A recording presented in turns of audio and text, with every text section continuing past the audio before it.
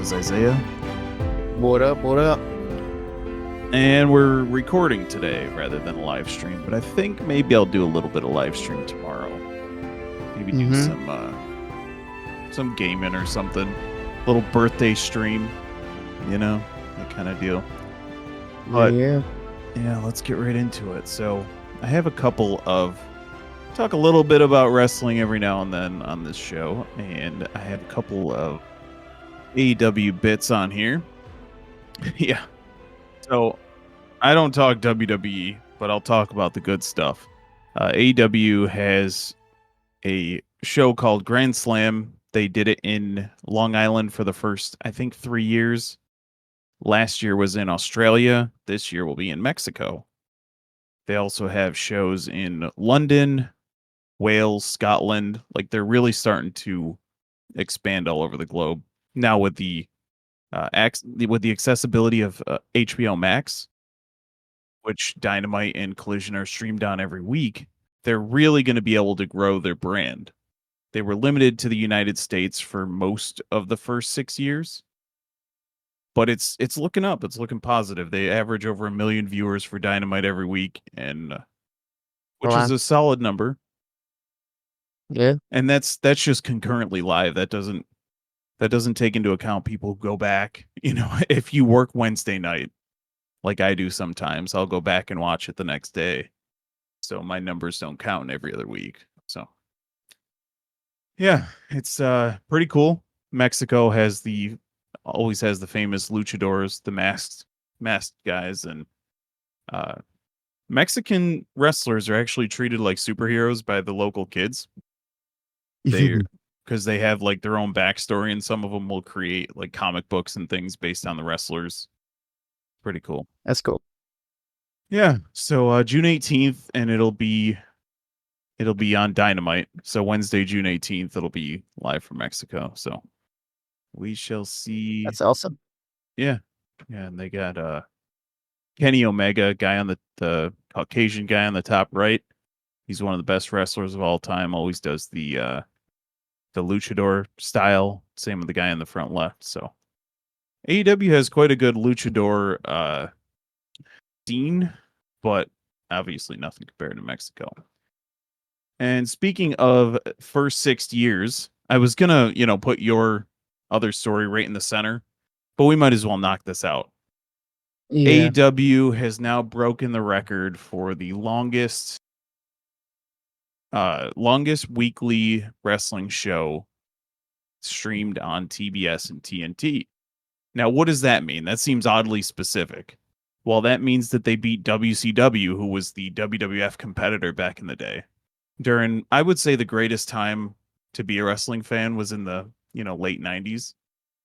But they surpassed it. They're not allowed to say WCW Nitro, even though it was owned by Turner Sports. It's because WWE bought it and they could sue them, because WWE is so extraordinarily petty. You would think that for a company that they quote as saying is a pissant company, a company who is not on their radar, they're not competitors. If Tony Khan is the guy on the right here in this picture, he's the owner of AEW. If he has a pay-per-view on a Sunday night, WWE will go, and because they have infinite funds and vast outreach, they'll see, okay, AEW's what's the one coming up? Double or Nothing is on Sunday, June 21st, whatever the date is. They'll go and they'll have a Friday night show, a Saturday night show, and a Sunday afternoon show to try and screw over AEW, because if you're paying for WWE, nobody is going to watch 4 straight days of wrestling. So by the time you get to the pay-per-view of AEW, they've already milked, the audience, because there is a lot of crossover. They are so petty. You want to know one other thing they do, and we'll move on? This is 100% true. They have made a deal. WWE has, it's not really a deal, but they have forced the local, let's say our local arena where AEW and WWE might cross over. They say that we'll stop coming to your town unless you follow this rule. AEW is not allowed to go to the same arena that we were at within a month of us being there because they don't want any like cross promotion. 100% true. The most petty scumbag nonsense. And it's just, I'm so glad they're thriving. I'm a day oneer, but as a day oneer, trust me, we welcome all newcomers. We want everyone to. And here's the thing, even though WWE are filled with scumbags and, people who are just the worst kind of people, it's totally fine. You can watch both. It's okay. AEW's on Wednesday. WWE has 0 shows on Wednesday. None. It's fine. It's okay. It's okay to watch It's both. not fine though. Yeah. Tribalism. It's not fine. All right, that was it. But congratulations to AEW on both expanding to their first event in Mexico and breaking WCW Nitro's record. One more scumbag guy is Eric Bischoff. He is he's the guy that ran WCW into the ground. Well, let me give him credit. First, he boosted WCW with the NWO stuff, but then he ran it into the ground and killed it. And he says congratulations to Eric Bischoff, but it's in his way of I don't watch it. It's not easy. I don't watch it, whatever. But it doesn't bother me a bit. It just doesn't mean anything to me. Which, if he's making a comment on it, it means something to him because all he does on his little podcast is try and deter people from watching AEW. This is a 65-year-old man who spends the majority of his life trying to keep people from watching something. His podcast, 83 Weeks. That's what it's called. He's a dirtbag, too. He killed WCW. He tried to kill TNA. Then he tried to kill WWE. Not in that order, but yeah, true story. Screw Eric Bischoff. Wait. I guess I didn't get the Switch thing. Whatever. Oh, it's all the way at the end still. Oh. It's the one all the way at the end. Yeah. Go for it. Alrighty. So, you're talking about like Nintendo, the Switch 2, a little bit of the controversy they get into with some of the weird choices they've been making. Mm-hmm. Well, you know how it's like going to be $10 more for like physical versions of the game? Yeah. Well, turns out it's not even a physical version of the game. It's a game key card that, as you can see here, doesn't have the full game. Instead, it just unlocks a key so you can download the full game to the system. So when you buy a physical version of a Switch 2 game, it's not actually a physical version of the game. If the Switch 2 were to go offline and all support for it, none of your game cards would allow you to play any of the games unless they're already downloaded onto your Switch. So all it is just a little physical key that allows you to download the digital version of the game. What? Now, I'm not sure if this is for every single game, but seeing how this is what they've been calling their game cards, that's how it's going to work. Yeah. Right there. You can read it right there. So the only way to buy physical versions of the games is to buy the Switch 1 versions. Well, no, not even then, because you can only play it on the Switch 2 if you download the Switch 2 upgrade. Wow. Yeah. Because it's the same thing with that, and don't get me started on some of the news that's been coming out with that. So for Breath of the Wild, let's say you want to play that on your Switch 2. Well, first off, you have to pay $20 extra. It looks like, you have to pay more, but it looks like it's going to be $20 extra for the Switch 2 version of the game. And then you have none of your save data will transfer over. The cloud saves don't sync between Switch 1 and Switch 2. And then, hey, did you buy the DLC? Well, guess what? You're going to have to buy it again for the Switch 2 version. I'm at a loss. I'm sorry for the silence. I don't know what to say. I know. It's like what are they thinking? They have the easiest W for the Switch 2 after the Switch 1, and then they just decided to go, okay, how can we take the Switch 2 and monetize the crap out of everything and just go down this road of, not making anybody happy. Wow. That is... It makes zero sense. And then, of course, what does the guy say that's in charge? Well, if you don't want the Switch 2, just buy the Switch 1. Yeah, that is a great market. That has worked in so many places. Yeah. Oh, if Well, it's that's not what for they said you. for like the Xbox 3. Yeah. That's what they said for the Xbox One, I think, where it's like, hey, you don't want the Xbox One, just buy an Xbox 360. Well, guess what? Xbox One bombed Yep. hard. They lost like, after the success of the 360, where that was like the console to buy for that generation. PlayStation 4 took it over for that generation, and Xbox has just been on the down, the decline since then. They had a very similar thing where like Xbox was like, hey, you're gonna have to be online to download games now. And then PlayStation released that like super tongue-in-cheek ad where it's like how to trade games with your PlayStation. And it just showed one guy handing the game to another guy and said, that's it. That's how you that's how you let your friends borrow games on the PlayStation. And now you look at how it's gonna work on and like Xbox ended up going back on that because of all the backlash, and now Nintendo's trying to do something similar with their whole thing. Yeah, it's So similar. Xbox had all the momentum. They won the console war of the 360 versus the PS3. They were hot rising. PS4 destroyed the Xbox One. It wasn't even close. And why do you think that is? Not just because of the games, but if you have a dumbass who's in charge telling you, "Oh, well, just don't buy it then." Well, a lot of people are going to yeah. take you up on that offer. Nobody needs a Switch 2. Yeah. How many years is it going to be before somebody needs a Switch 2?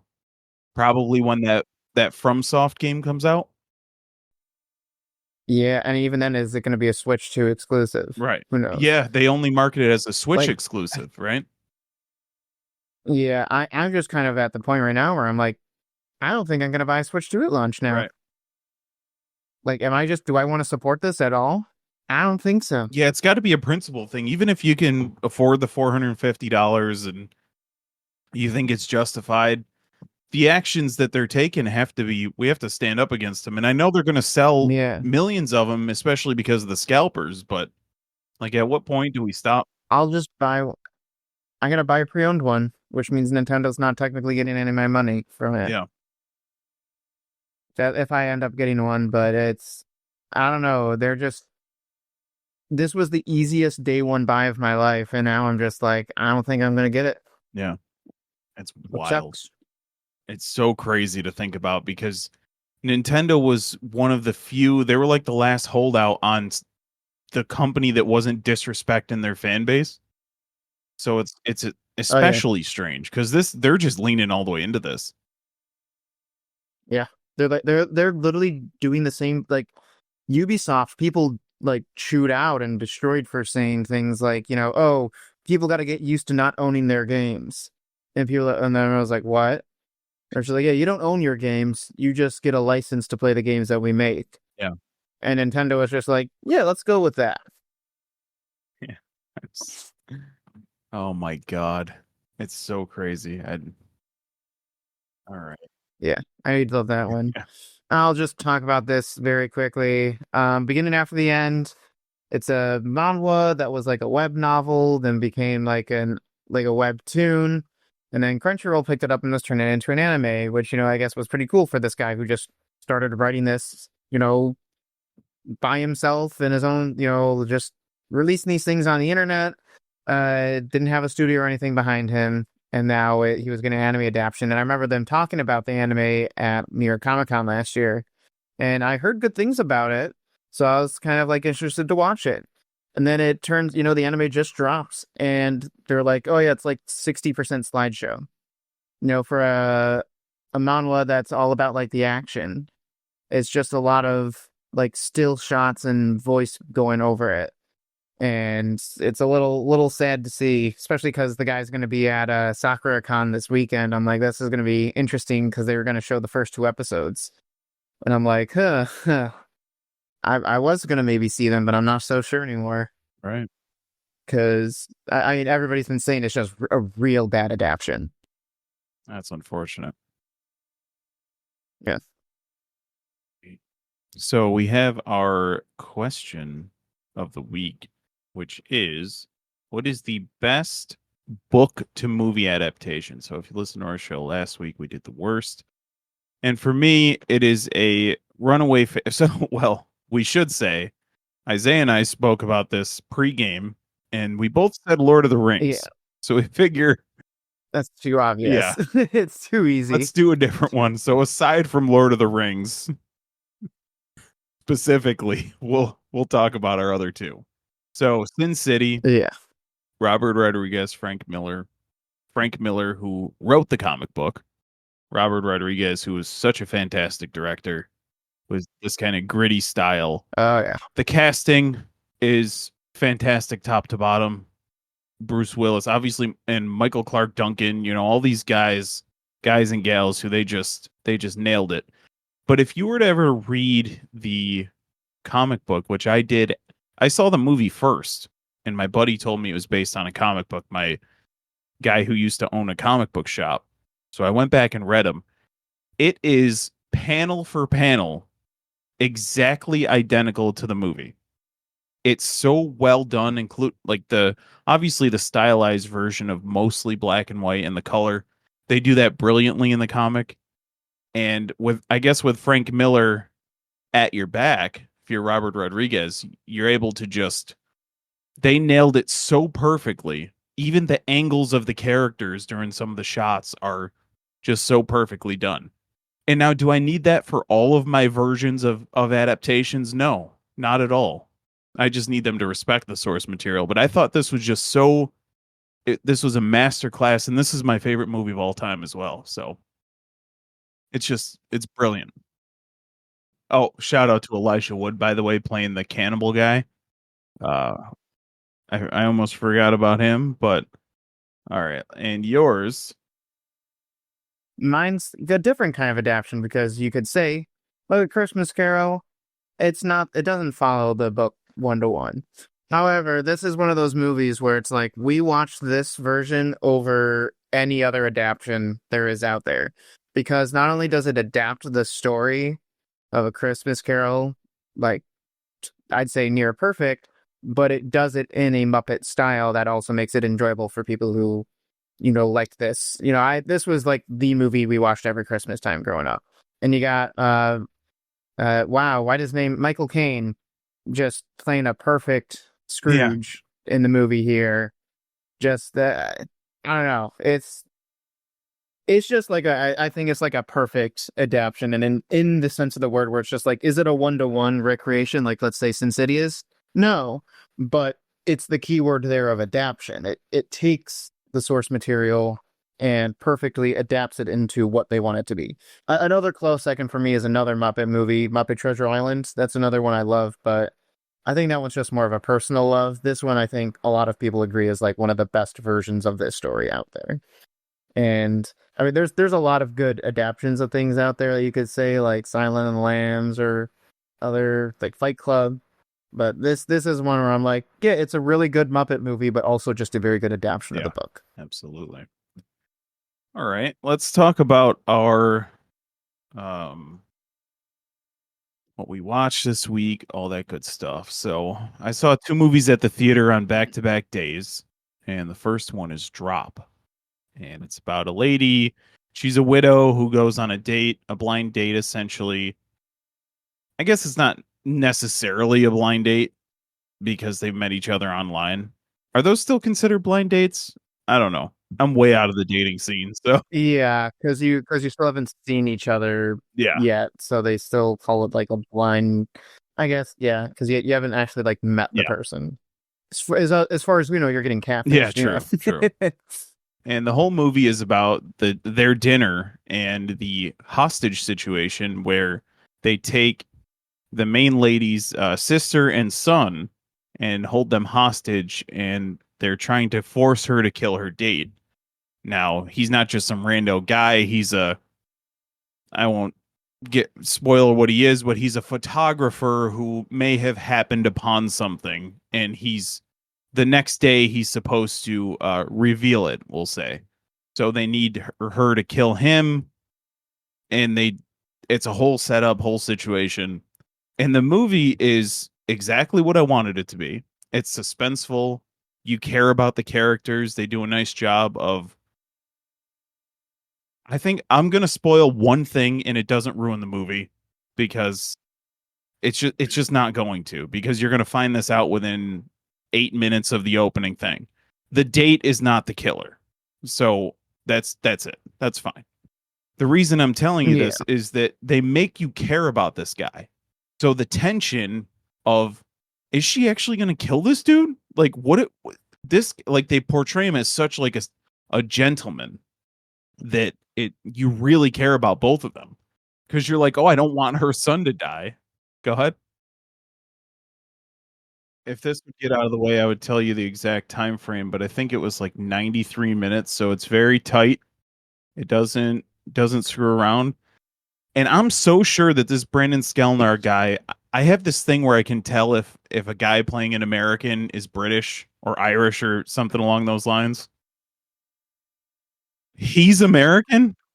Oh my American. god. Yeah. That is shocking. The other guy's definitely British. Nice. There's another character in here. Oh, there's the son. He's British. I don't remember the guy's name, but there's a bunch of characters in here who I can't find them. But there is a bit of comedy, a bit of like head slappingly stupid interactions between a couple characters, a little bit of cringe because she's trying to do all this stuff. The guy's tweeting at her or whatever, and she's got to like pretend she's not, you know what I mean? So there's like a lot of like awkwardness. Yeah, she has to pretend she's not getting messages. Yeah. But yeah, it's fun. It's a very good movie. 3.0 out of 5. It's weird because 3.0 out of 5 sounds right, but 6.0 out of 10 doesn't. It's like a 7, 7.5, but you watch the trailer, you know exactly what you're going to get, and they do it so well. It's very nice. And they do this thing with a few different camera shots where they like isolate her. It's similar to like the Wolfman. Do you remember when he's sitting there and he's transforming and all the sound around him goes mute? And it's just him sitting there with the spotlight on. There's a few moments like that, and it's really nicely done. I won't spoil anything else, but I had to just mention that they make you care about the characters. So, yeah, go watch Drop. It's in theaters now. There's not much else coming out this week, so yeah, check it out.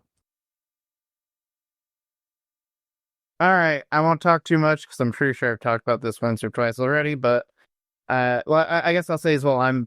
Reason why we're not doing it live is I'm on the West Coast visiting family and doing some other stuff here. But they wanted to watch a movie.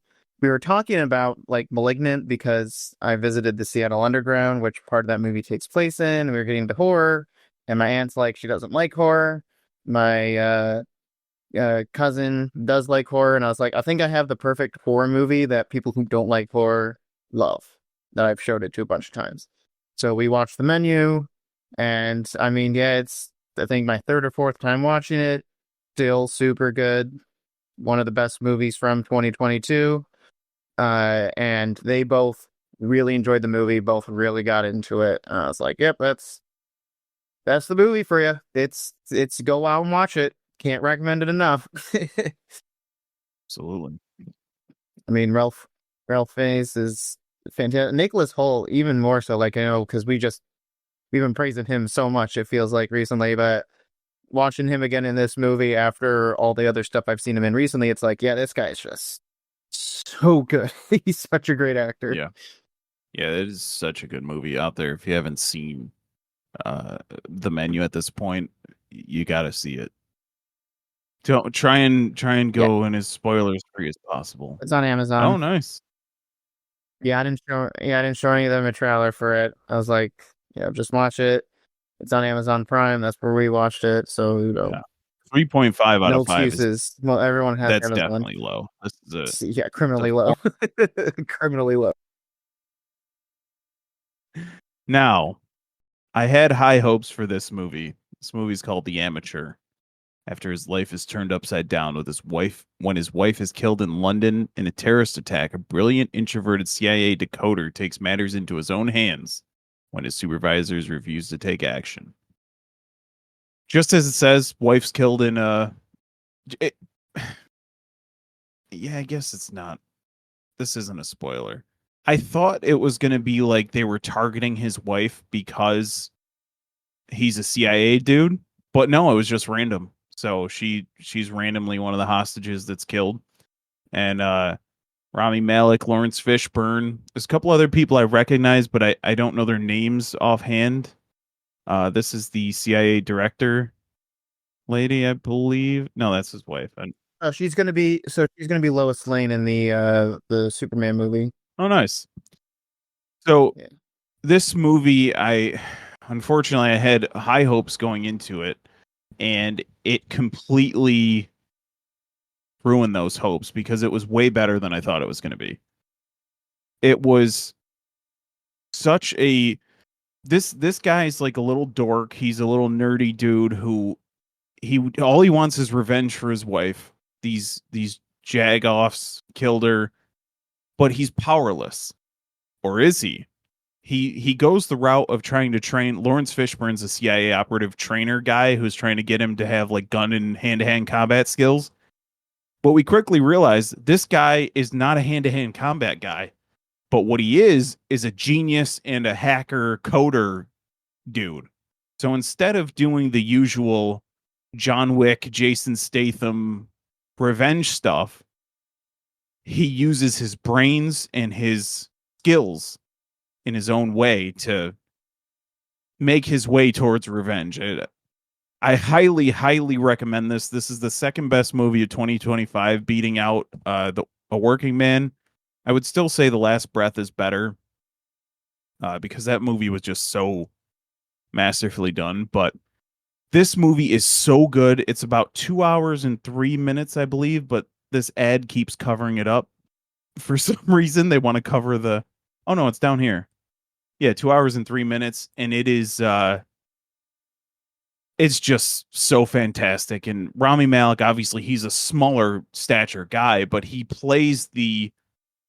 I'm, kind of a pansy who he goes on a journey, we'll say. He's physically weak, but he's mentally strong.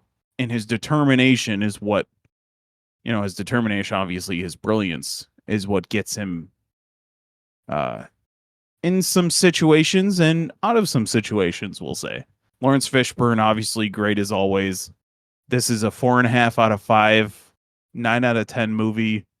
It's so good, and it is the exact opposite of Mickey 17, where I had equally high hopes for, but this one knocked it out of the park.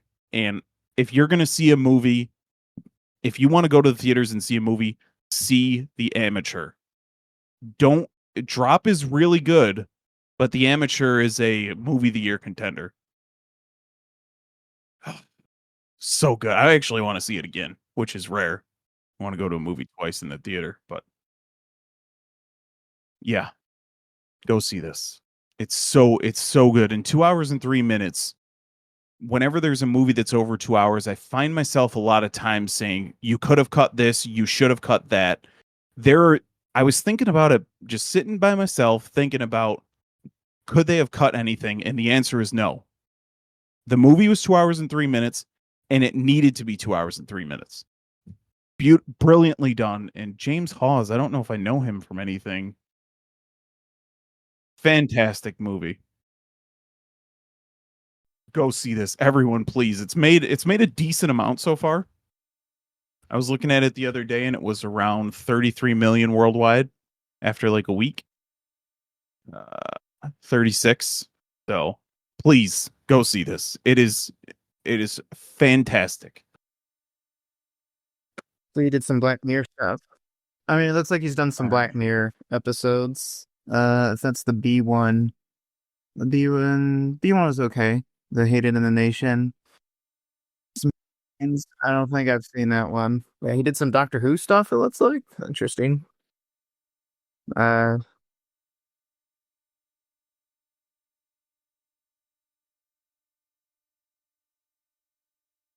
Alrighty. Let's talk about 100 Girlfriends. Season 2 just wrapped up for the English dub people. And I watched all of it. And I don't have too much to say. I mean, if you like 100 Girlfriends season 1, you're gonna like season 2. I do feel, especially since I've been watching Kaguya-sama recently, kind of at the same time as watching this, the similarities between the two are so, like, it's just, you can tell that 100 Girlfriends was heavily inspired by Kaguya, but I'd also say in some of the not so great ways, uh, because I do really feel like their shtick of what they're doing, of how they present each episode and like how each girl gets introduced. And I kind of talked about this last time, but it is starting to get a little repetitive. Not because like what they are doing in each episode is repetitive, it's just the same format of introduce new girl, and then we have an episode that gets into the girl and her specifics, introduce new girl.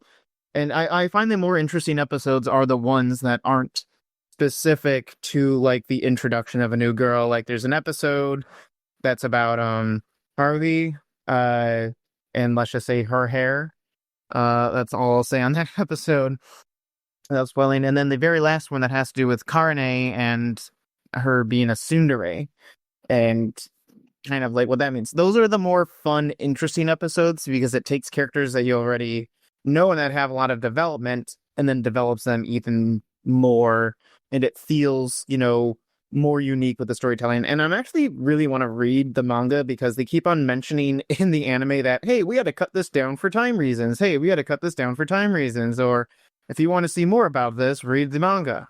And maybe that's what's making it feel a little bit more strict and repetitive, is that they are, in order to try to squeeze this entire story into a show that doesn't last 100 seasons, they're trying to cut some things down. But that still is like me saying that it's like, oh, I'm still taking this show that I thought was like a 9.5 out of 10, and it's starting a little bit stale, but it doesn't make it bad at all. I still find it really enjoyable. The humor, especially the self-referential humor, is really fun. There's this really funny Dragon Ball reference they do in the last episode where I don't know how they get away with it, but like they're not muting anything. They're just saying Dragon Ball in other words, throwing them around, and it's like, huh? But it's pretty good still. Like I don't know how far into the season you are, Dan, but I know we both really liked the first season. Oh I yeah. guess we can talk more about it. Or did you finish the second season yet? Or No, yeah, I guess we can talk more not about it yet. once you finish the second season because I don't want to spoil anything. But it's pretty good. Pretty good stuff here. Yeah, absolutely.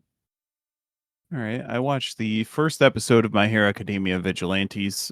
It is a spin-off side story. It's kind of what happens at night during the hero boom and all that good stuff. The first two episodes are dubbed, and actually, wow, would you look at that? A simul dub. What a concept. So My Hero I used to thought do I that. thought I was gonna see right. I thought I was gonna see two because I know there was a second dub episode. I thought I was gonna see two extra sub episodes. Round of applause. A popular series getting a simul dub. Fantastic. And it's wow, look at this. Audio in Japanese, English, German, Spanish. So they're it's not just simuldub, it's freaking Yeah. everything. I mean That's awesome. they used to do that for My Hero, and I remember then like an issue happened and then it became an episode behind, but it was like, okay, you tried at least. Yeah. Yeah, absolutely. My thoughts on the first episode are that it brings me back to what I really liked about the original series. Now these characters, we're just starting to get to know them. It's Knuckle Duster. What do they call the gal there? Hop step. Hopstep. I was gonna call her Hip Hop. But she is there's a controversy with her because she is censored, and which I really don't understand Whatever. why they do it. She's in a skirt, and usually they show like she has underwear on, but she's like butt cheeks, but they covered that up. I don't get it. The thing that I wish people would start doing is not everything is for everyone. If you don't like it, don't watch it. Like if butt cheeks are a little too much for you, if you're a little too sensitive, or if you're a parent whose child is watching it and you don't want them to watch it, don't let them watch it. It's very simple concept, but regardless, I'll move past it. So Koichi's the main character here. He's wearing an All Might hoodie, which if they sold that in real life, I'd probably get. I know, right? It's like, why isn't that a real thing yet? Yeah. At least in America. Probably because they couldn't get the hair to stand up. You just stick some phones things in there. I don't know. Yeah. But the thing about it is it's fun. And the first episode sees Koichi trying to become a hero, but he's kind of like, oh, you dropped your purse type of hero. And they run into some thugs in the alley who are trying to, I guess, send naked pictures of the gal on the internet. And Knuckle Duster jumps out of the sky and lands in the trash can. It has a lot of comedic elements to it. They do like the flash, the pow, the bang up on the screen, similar to what they did in the manga. And mind you, I've only read first, I don't know, couple of volumes of this. I never stuck with it, but I might go back to it. But the voice acting is very good. The animation is very good. It brings me back to a simpler time of My Hero Academia before the world was exploding or whatever is happening. I mean, it is a prequel. You know what I mean? Kind of like the important thing. Yeah. And it's more because it is about the mean vigilantes. It's not about the pro-hero world or anything. It's just about these people living on the streets trying to survive with these superpowers. Yeah, and they make it a point that the vigilantes are for nighttime because the whole gimmick of the first episode is that Koichi and Hopstep are getting attacked in an alley and there's nobody to help them. So if Knuckle Duster wasn't up there doing his vigilante thing, who knows what happened to these two? Yeah. And they do introduce the drug that amplifies the quirk of the villains. So that kind of happens towards the end. But I mean, obviously, you've read this entire thing, right? Yeah. I think it's crazy it took this long for vigilantes to get an adaptation. Because I really do like it, vigilantes. I do think it has a similar problem to the original, where the final arc kind of they kind of extend the story past where it really felt like it was building up to. Like My Hero, I think it had it way worse because they kind of were building up to what felt like the finale of everything, and then they do this big time jump and they have the actual ending where everything feels super stretched out and not as cool or invested in. They do something similar with vigilantes, but it's a lot shorter because instead of like this whole final arc, it's just they kind of like Naruto Shippuden in it, where it's like, hey, we're gonna extend the ending a little bit and completely lose some of the tension that we had built up to in order to do that. But I still think, for the most part, except for that very, very like ending bit there, and not even that the ending bit is really bad. I still think My Hero proper had a like way worse, more disappointing ending than Vigilantes. But I just found it so funny where I was like, man, both My Hero stories that have been really written have kind of disappointing endings. Or ending things. But I think Vigilantes is very fun.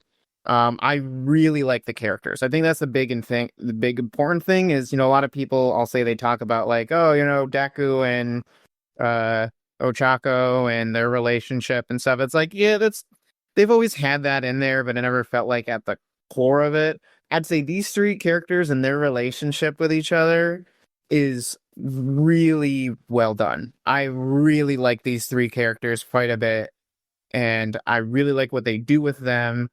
Especially like I really like and what they do with her later on in the manga.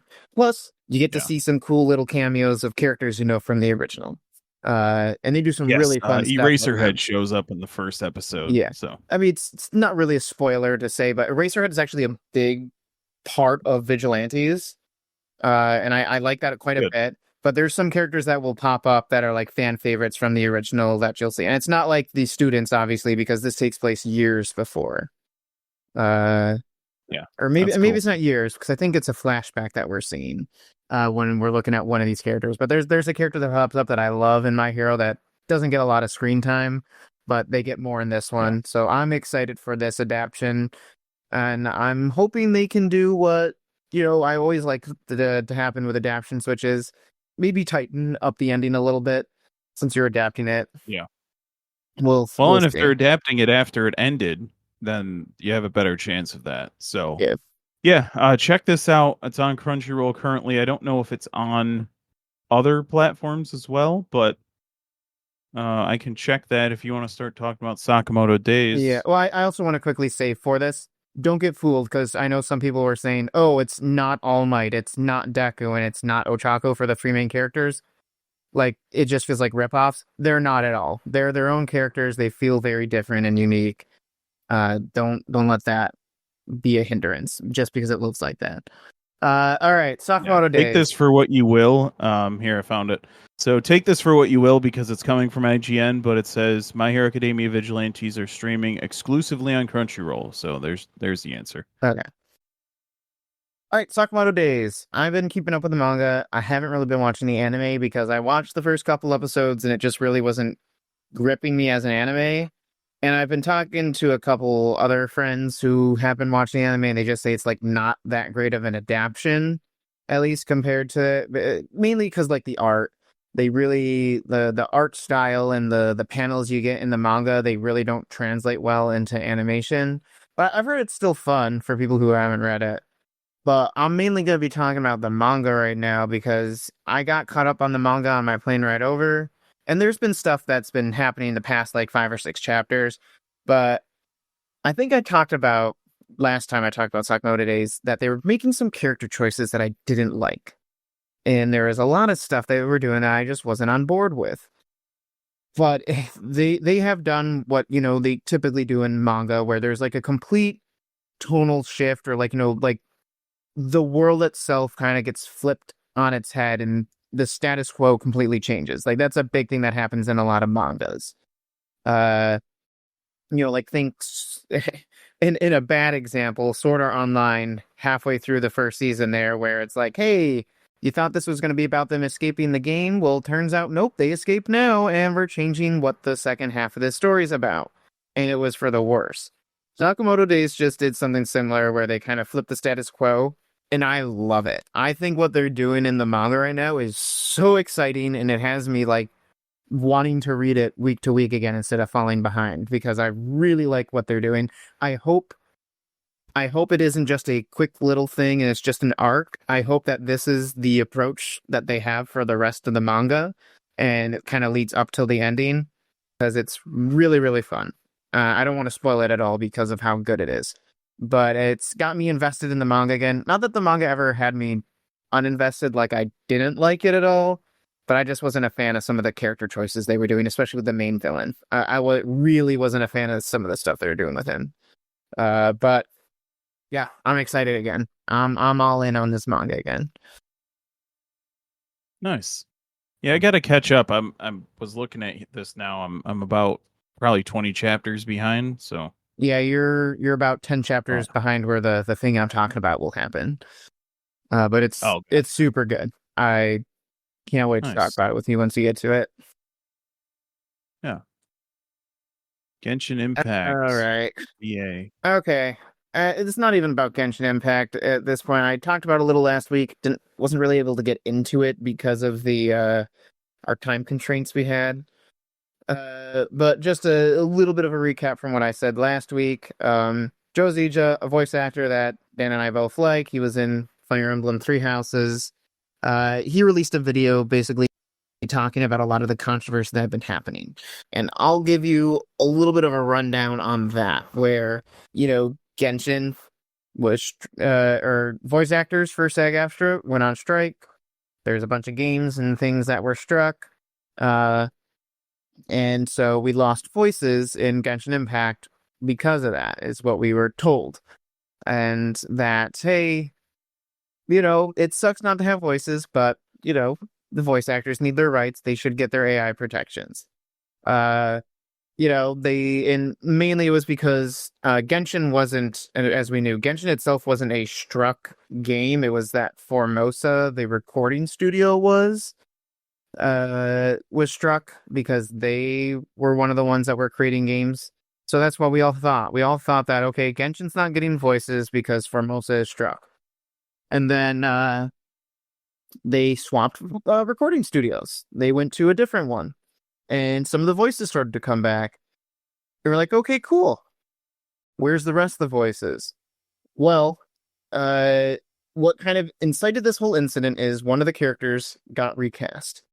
Well, I say recast, but the other guy is still credited, and unlike previous recasts where they re-record all the voice lines, it's only from the new event that this guy voices the lines. The old guy still has all the old recordings from all the old story stuff. But a bunch of voice actors came out on Twitter and were basically throwing nothing but hate this guy's way. This guy, who is, by the way, a Japanese American, lives in Japan, doesn't live over here in America, doesn't know anything about the union stuff. They're calling him a scab, which is the industry term for somebody who steals somebody's job who's on strike, which he's not. Genshin is not a struck game. And then people just being super mean to him all over. And this guy has no idea what's even going on, and he's getting all this hate thrown his way. And then a lot of people have been talking about the situation. Josija came out and made the video, which revealed a lot. Like, so I could talk about this incident for like an hour straight. That's how complicated it's gotten. But essentially, at the end of the day, everything that's happened here is we've learned that, okay, Genshin wasn't struck. However, what happened is a lot of the voice actors pretended that, or, acted like it was part of the strike. And then they decided to do a group coalition, like, cease of work operation thing where they all just decided, hey, we're not going to work on the game because we want them to go union. It's not part of the strike, so there's no, like, cohesive group behind what they want. So it's all a mess. And they've been pretending this entire time that this game has been struck, and when people sign on to it, they've been upset with them, and that's why when they came out against this guy, calling him a scab and all these other things, it's like, well, that's none of that's true. Genshin isn't a struck game. If people can swap, people could just be recording this thing, their lines for this, and not be against the strike in any way. And it just kind of blew up into this whole situation with a bunch of lies coming out about the strike, and especially people digging into it. The whole joke was you were so bad at how you approached this that you got a bunch of Genshin players to actually read stuff. This is the impossible. But people went into like the contracts and, realized some really scummy stuff where, hey, people who work for the union, they're not supposed to work for non-union games, which means everybody who is union shouldn't be voicing for Genshin because it's illegal according to a rule they have. It's called Global Rule 1. But then they looked into it further, and it turns out that they say, hey, you should apply for non-union games, because then that way, once you get the part, you can say that you're not going to record to try to pressure them to become union. And it's like, that's part of their process. And it's just been a whole mess of stuff like that now, where the union had so many people backing them on what they want, and now they've lost so much goodwill because of people who had nothing to do with the union strike itself, that it's a big mess. But I do highly recommend watching Joe's video. I think there are a couple things you can tell that he's a part of the union. So there's a couple things he can't say or talk about, which, is a little unfortunate because it makes it seem slightly one-sided in some issues. But he did cut through the BS on a lot of stuff. And you can tell he's like sick of all the vitriol that's been happening on Twitter, all these people getting upset at people who they shouldn't be getting upset at.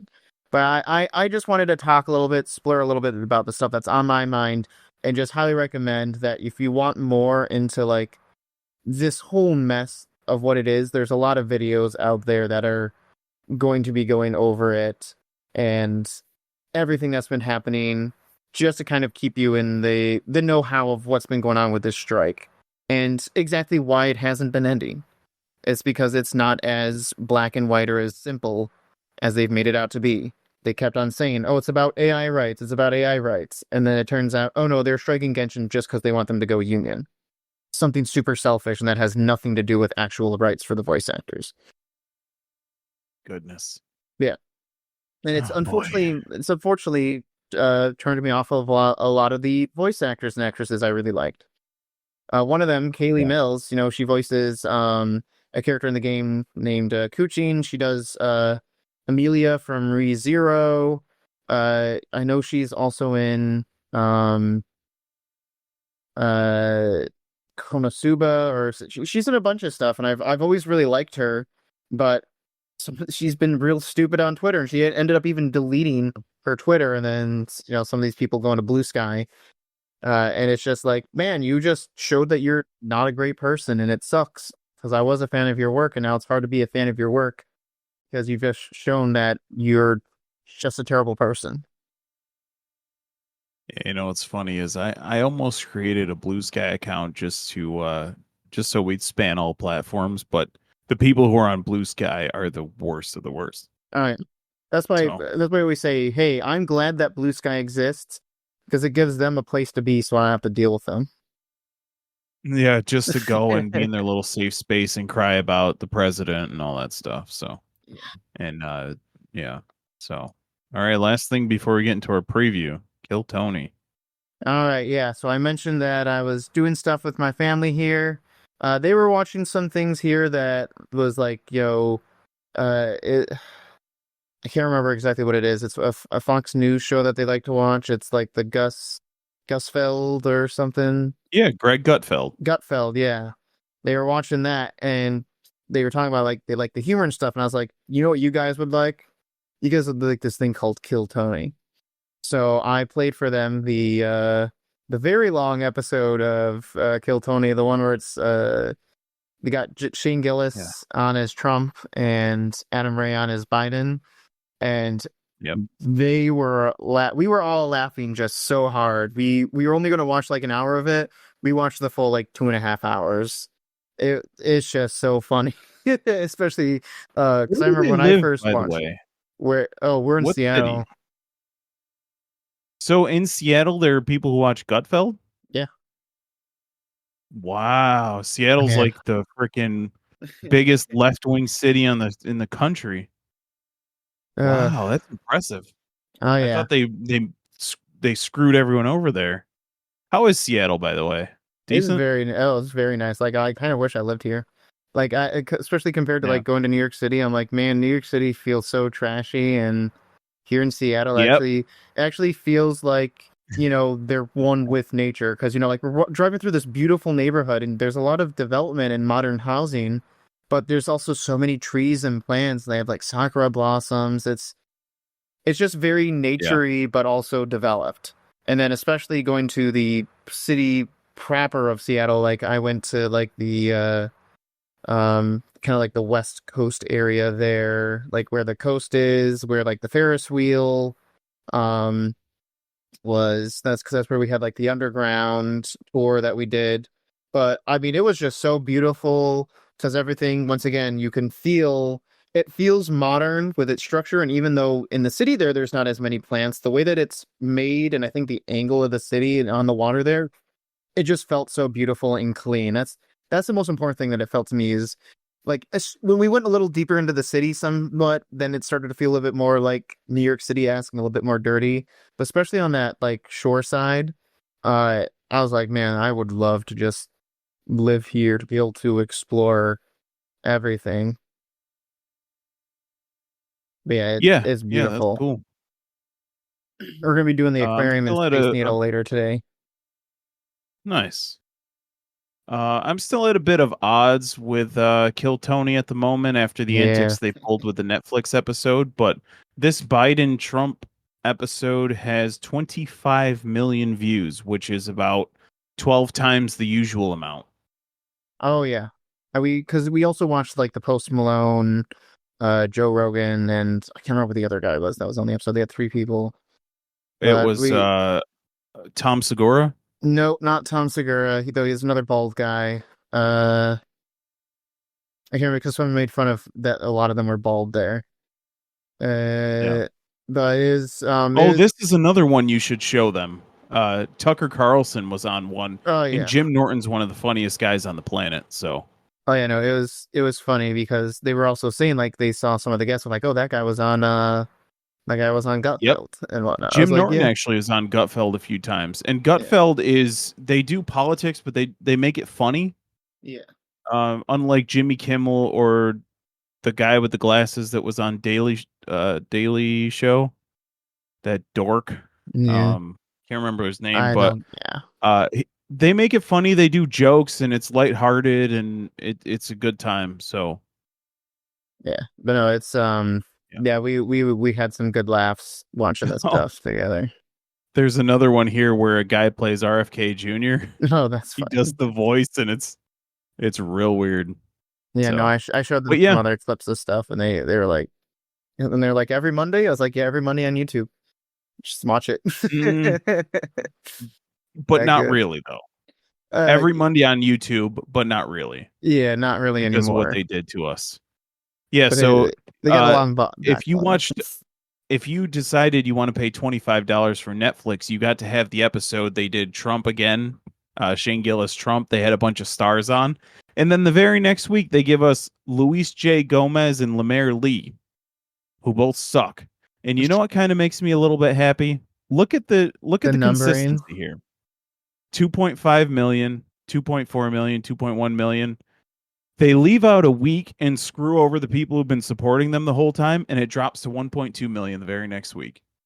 I think it was just total BS. If they did the special on Netflix but still gave us an episode on Monday, then that's fair. Yeah. I get why they did it because they didn't want to divide the audience, but you know what I mean? And have people I guess who yeah, because have they're both usually both YouTube like and live or Netflix. something, right? No, Yeah. they're not live. They're usually 3 or 4 weeks in advance. Okay. But they wanted as many people as possible watching it on Netflix for the greedy aspect of Yeah, it. I mean they That's should have why put they that did it. Netflix episode on like a Friday or something. Who A knows? Saturday, yeah, whatever. But yeah, total BS. But yeah, it's still a good time. I'll just probably take a little time off from there, but it's fun. I love the show. Yeah. Oh, yeah, So because we were watching mhm. last night and they saw post or not they saw Post Malone. He goes, "Isn't he like lefty or something?" I was like, "Nobody cares about lefty already on this show. It's just what's funny." Yeah, all they care about, they had this woman on. So do you remember on the roast of Tom Brady when they had that black woman, the short-haired one? Yeah, like I can't remember her name. something Jane or it's like Yeah, yeah, Sam yeah. Jane or something. It's like Sam Sam was the J. Yeah. Sam Jane. Yeah. And she was on there and she was like getting offended at all the jokes whenever they people would do black jokes, she'd get all so she'll never be on again. But other than that, this is the type of show where if you're willing to laugh, it doesn't matter what side of the aisle you're on. On Kill Tony, everyone gets laughed at, which is how comedy should be. Yeah. Oh, So, Kurt Metzger was the other guy on that Post Malone episode. oh, gotcha. Yeah, he's The pretty name good just too. came to my head. All right. What are you looking out for next time? I mean, probably drop. Um, Mhm. I'll be talking about the stuff I do at Soccer Con. There's a couple cool little things I'll be doing there. I'm a little confused because the only autographing sessions they have on the schedule are for like some of the Japanese musicians and none of like the anime guests that are going to be there. Because like Abby Trott, who voices Momo on Don and Don's going to be there, and I'd love her to sign the poster I got. There's a couple people from Persona 5 that are going to be there. The guy who's like the Smash announcer is going to be there.